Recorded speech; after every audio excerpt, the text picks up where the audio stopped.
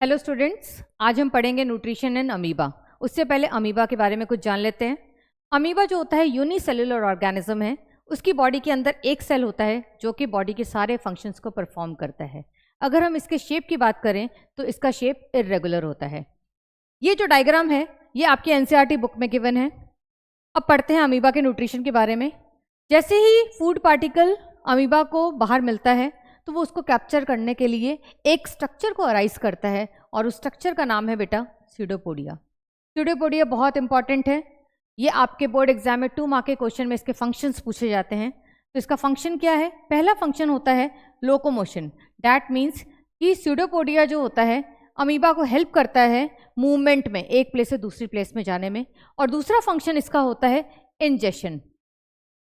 Ingestion का मतलब होता है फूड पार्टिकल को इनटेक करना, अंदर करना, ठीक है।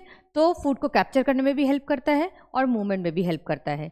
जैसे ही स्यूडोपोडिया के हेल्प से फूड पार्टिकल एंटर करेगा तो वो फूड पार्टिकल जो बेटा है वो कॉम्प्लेक्स फूड पार्टिकल है, उसके चारों तरफ एक फूड वैक्यूल क्रिएट हो जाएगा।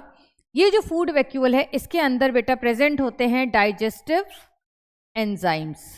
ओके, डाइजेस्टिव एंजाइम्स का फंक्शन क्या है? इसका फंक्शन है break down of complex food particle into simplest form. जैसे ही वो फूड पार्टिकल सिंपलेस्ट फॉर्म में कन्वर्ट हो जाता है तो डिफ्यूजन की प्रोसेस के हेल्प से वो सारा का सारा जो होता है अमीबा के साइटोप्लाज्म में स्प्रेड हो जाता है, ठीक है।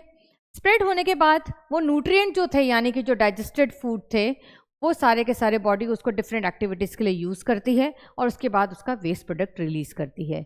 अब वेस्ट प्रोडक्ट रिलीज़ करने के लिए इसके पास कोई भी सेपरेट पोर नहीं है, ना ही इसके पास कोई भी ओरल ग्रूव था जिससे वो फूड को कैप्चर करे। जिस तरफ भी फूड पार्टिकल दिखता है उस तरफ स्यूडोपोडिया अराइज हो जाता है। तो जो एक्सक्रीशन की प्रोसेस है यानी कि वेस्ट प्रोडक्ट को रिमूव करने की प्रोसेस जो होती है वो अमीबा के बॉडी सरफेस से होती है। ओके, तो आपको याद रखना है बेटा कि पैरामीशियम के पास तो एक सेपरेट ओरल ग्रूव है फूड को इनटेक करने के लिए और एनल पोर है इजेशन की प्रोसेस के लिए, लेकिन अमीबा के पास कोई भी सेपरेट ओरल ग्रूव भी नहीं है, एनल पोर भी नहीं है, ठीक है।